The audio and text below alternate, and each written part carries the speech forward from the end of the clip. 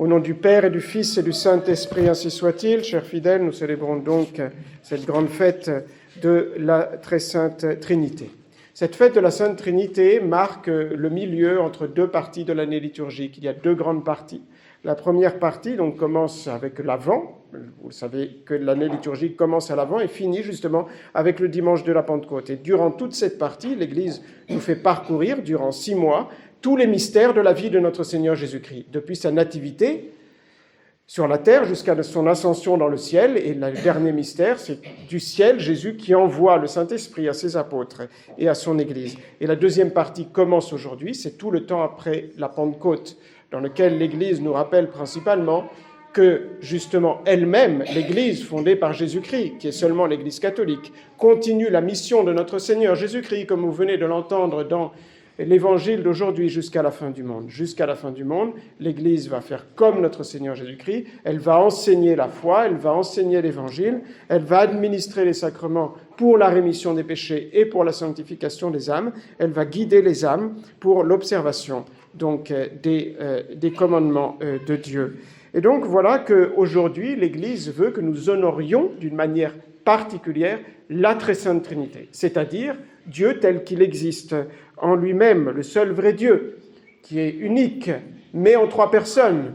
La meilleure définition de ce mystère de la Sainte Trinité, c'est celui que nous avons tous appris avant de faire notre première communion. Étant petit enfant, il n'y en a pas de meilleur. C'est le premier mystère que nous avons appris, que l'on nous a appris par cœur, parce que c'est le mystère principal de notre foi. Dieu, il nous a révélé sa vie intime. Et donc ce mystère de la Sainte Trinité, c'est le mystère d'un unique Dieu en 3 personnes, ces 3 personnes sont égales et distinctes. Et elles s'appellent le Père, le Fils et le Saint-Esprit. Et donc voilà que les hérétiques suscités par le démon ont attaqué évidemment aussi ce dogme de foi. Donc Arius, dès les premiers siècles de l'Église, a nié la divinité de notre Seigneur Jésus-Christ et donc a nié le fait que les 3 personnes sont égales. Donc qu'elles ne possèdent pas la même nature divine. Nous savons qu'elles ont cette même nature ou essence divine, c'est-à-dire qu'elles ont toutes ce qu'on appelle les attributs de Dieu, chacune des 3, c'est-à-dire les perfections infinies de Dieu, la sagesse, l'intelligence, la puissance, la toute-puissance, la providence, la miséricorde, la justice à l'infini, et cela autant le Père que le Fils que le Saint-Esprit. Mais elles sont distinctes, et il est facile de le comprendre puisque seulement Dieu le Fils est incarné.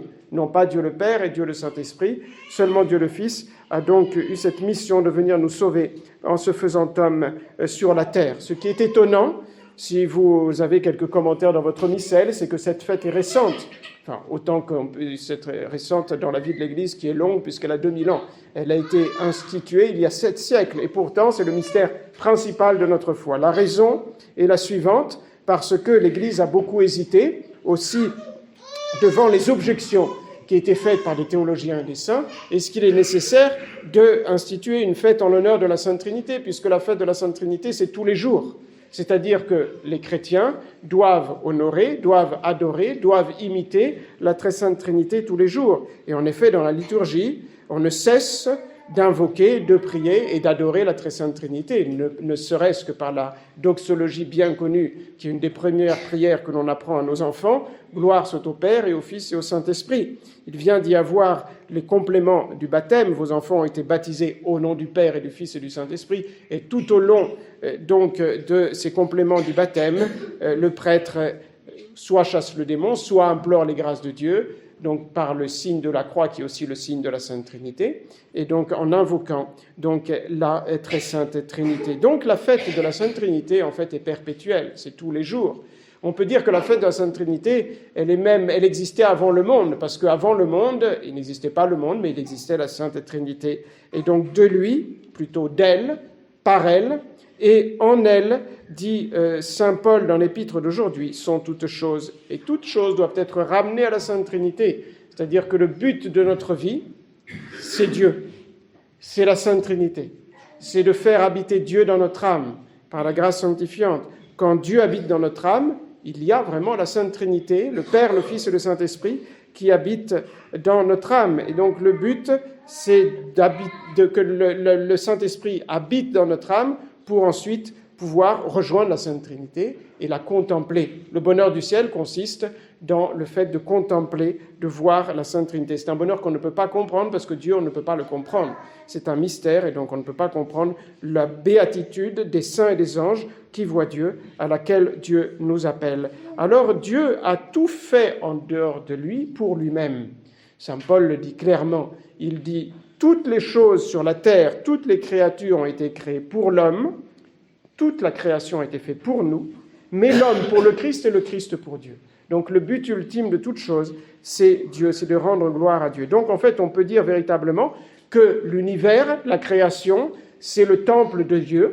Donc c'est lui qui l'a fait, il s'est fait comme une grande église, un immense temple, c'est l'univers tout entier, et une fête perpétuelle dans laquelle les créatures rationnelles, donc nous les hommes et les anges, rendent gloire à la Sainte Trinité par leur vie. Vous savez que les jésuites ont comme devise « Ad maiorem Dei gloriam », tout faire pour la plus grande gloire du bon Dieu. Donc nous venons de la Sainte Trinité, nous avons été créés par la Sainte Trinité, nous sommes pour la Sainte Trinité, donc nous sommes consacrés à la Sainte Trinité. Malheureusement, eh bien, le péché est venu abîmer toute cette œuvre de Dieu créée pour sa gloire. C'est le péché qui, on peut le dire, puisque nous avons été consacrés à Dieu, donc dans le baptême, justement, nous sommes reconsacrés à Dieu, eh bien, on peut le dire que le péché, a profané cette œuvre, donc créée par le bon Dieu. Et Jésus est venu restaurer cette œuvre abîmée par le péché.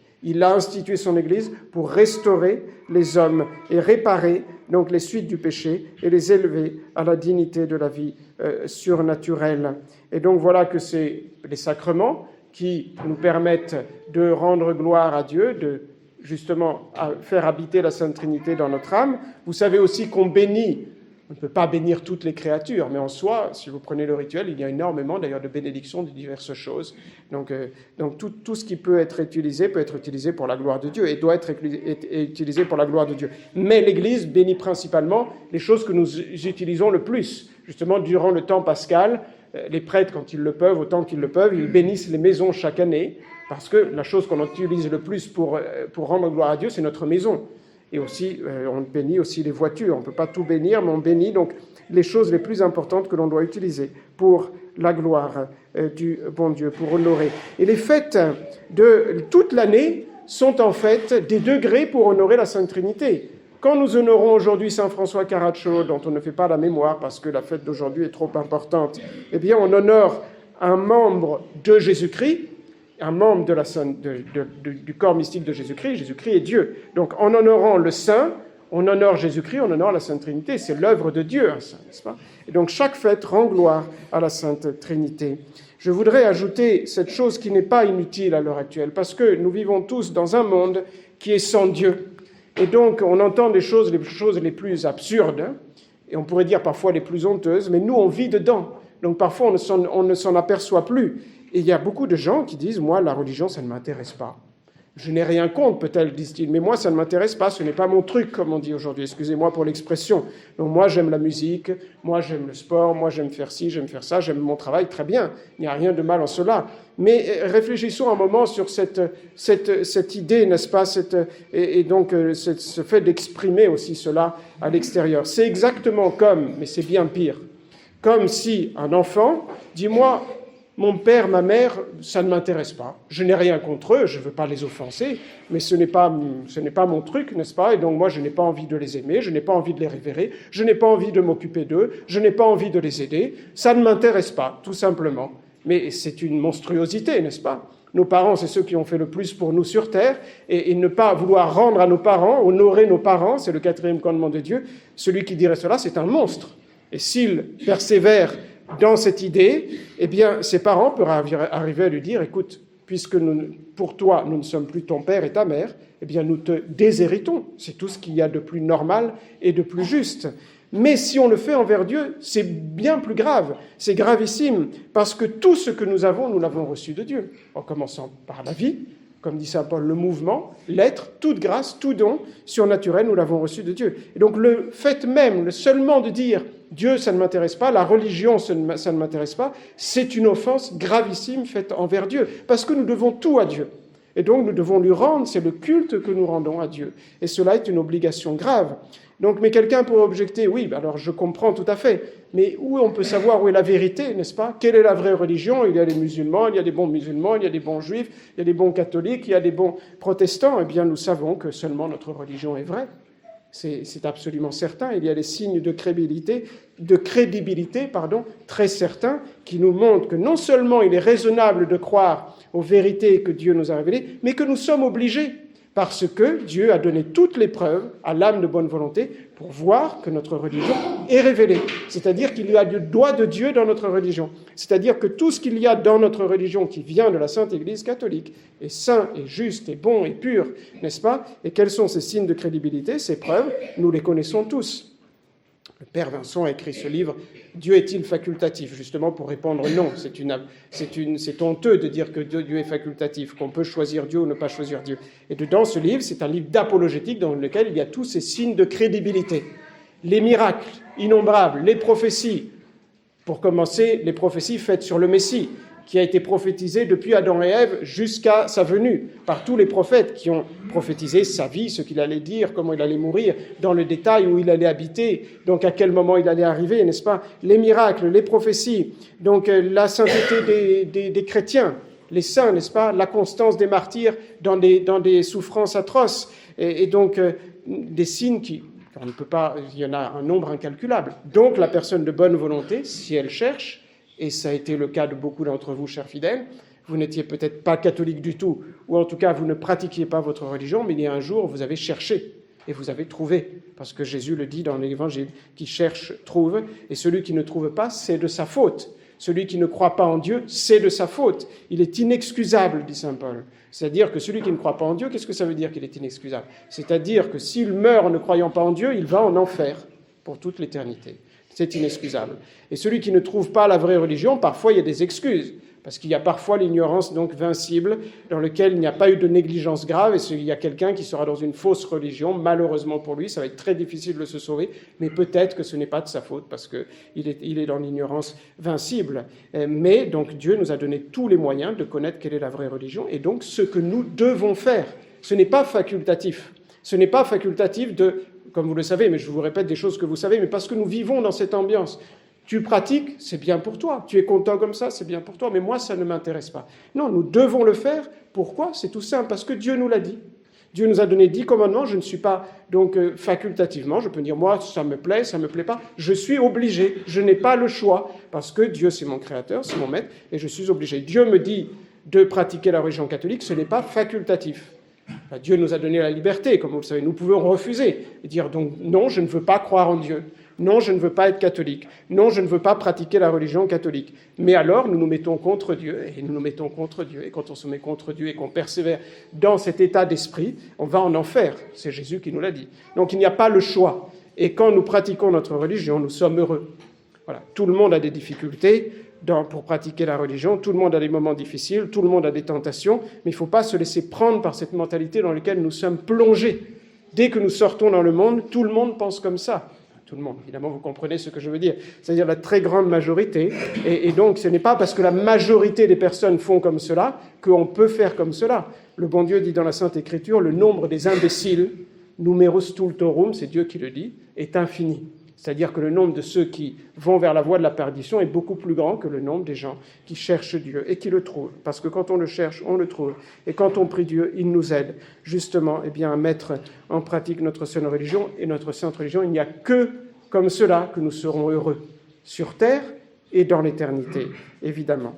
Voilà, donc ça c'est une chose importante. Donc qu'est-ce que nous dit la raison sur notre religion? Elle nous dit qu'elle est vraie. Qu'est-ce que nous dit la raison sur la Sainte Trinité?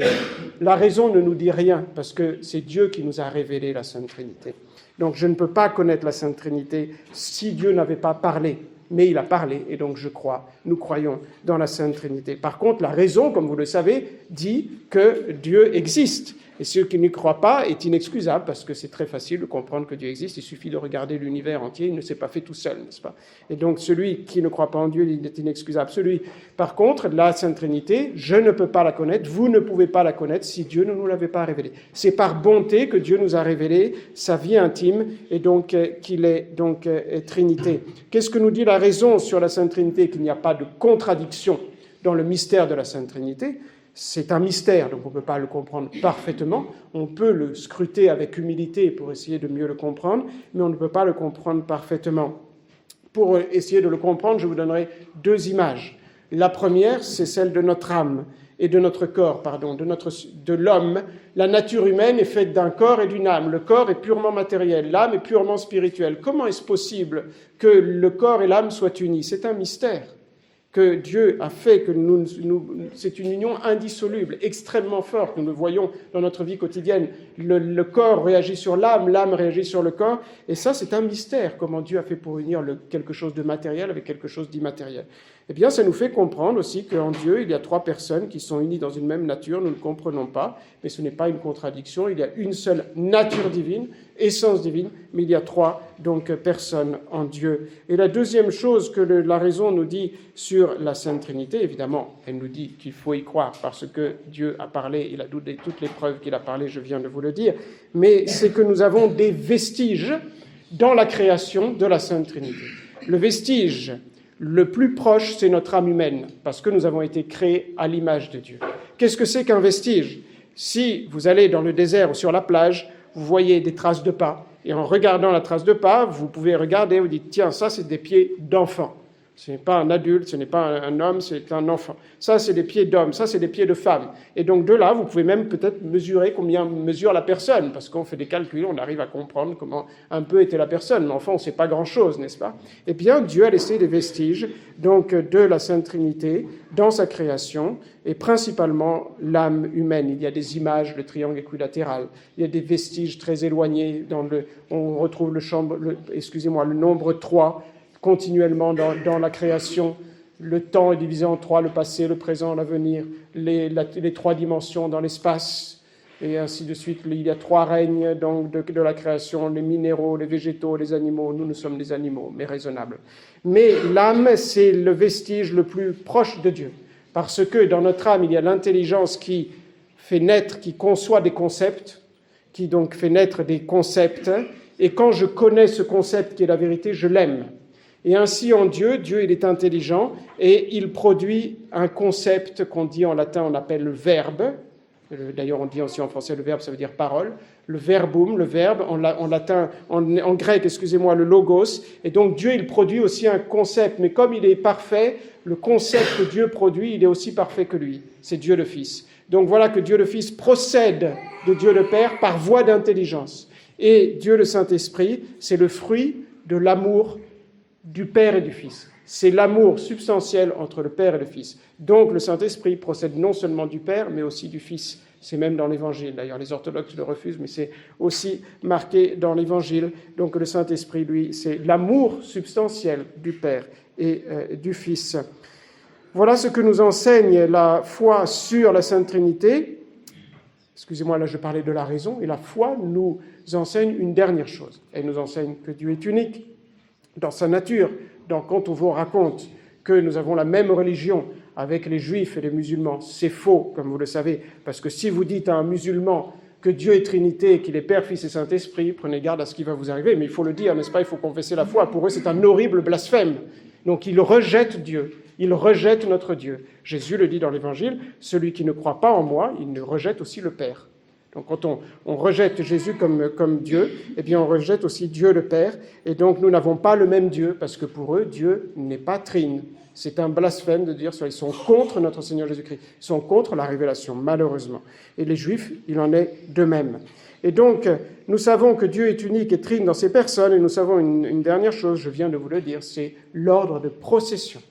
C'est-à-dire que tous les trois sont Dieu et possèdent la nature divine, mais la première personne qui engendre les deux autres, c'est le Père. Le Père engendre de toute éternité, depuis qu'il est Dieu, il engendre Dieu le Fils, c'est un mystère. Et le Père et le Fils, de toute éternité, engendrent le Saint-Esprit, de telle sorte que le Saint-Esprit procède du Père et du Fils On dit aussi, c'est un terme théologique, par spiration. Dernier mot, chers fidèles, sur les leçons que nous avons par la Sainte Trinité, par cette fête de la Sainte Trinité. Quels sont nos devoirs envers la Sainte Trinité? Notre premier devoir, c'est de l'adorer. Dieu est Trinité. L'adorer avec humilité, on peut scruter, mais on ne peut pas comprendre parfaitement donc la Sainte Trinité. Nous devons l'adorer et le vénérer par les prières à la Sainte Trinité, ne serait-ce que le gloire au Père, ne serait-ce que par le signe de la croix. Mais nous devons aussi, non seulement l'adorer et l'honorer, mais nous devons aussi chercher à l'imiter. Jésus le dit clairement dans l'Évangile. Il dit « Soyez parfaits et soyez saints, comme votre Père céleste est parfait. » Nous devons tendre toujours plus à nous sanctifier et à imiter, à approcher la sainteté de Dieu. Par exemple, Jésus aussi dit dans l'Évangile « Faites du bien à tous, comme votre Père qui est dans le ciel fait du bien à tous. » Il éclaire de son soleil et il fait pleuvoir sur les bons et sur les méchants. Nous devons imiter le bon Dieu et nous chercher à être saints comme lui. La Sainte Trinité, c'est un modèle de nos devoirs aussi envers nos frères, parce que Dieu est la charité parfaite. Il y a une union et une harmonie parfaite entre le Père, le Fils et le Saint-Esprit. Évidemment, il n'y a jamais de dispute.